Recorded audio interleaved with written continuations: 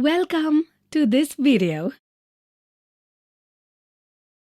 Dear children, you read about division in previous classes. So today, in this video, let's see how division is related to Euclid's division lemma. We have 59 chocolates and 3 boxes. We have to keep equal number of chocolates in all the 3 boxes. Can you keep an equal number of chocolates in these boxes?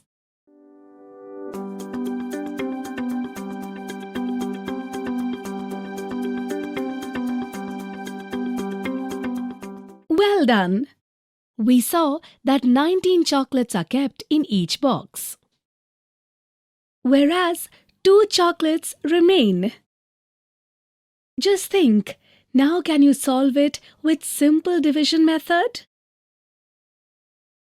Absolutely right. On solving, we get quotient equals to 19 and remainder 2, where 3 is divisor and 59 is dividend.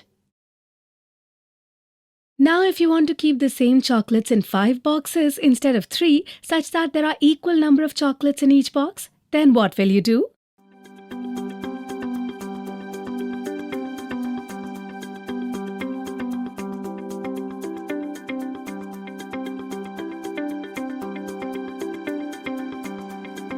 Well done!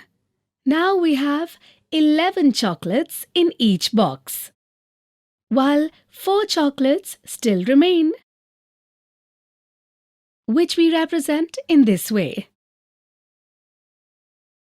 Similarly, if the number of boxes is increased to 7,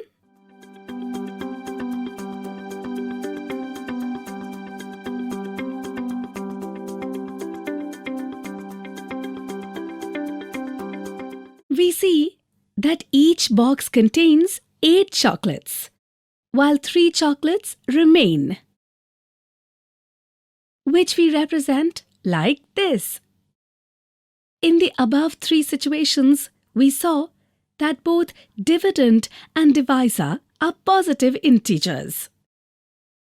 Where on dividing the dividend 59 by divisor 3, 5, 7, we got 2, 4, and 3 respectively.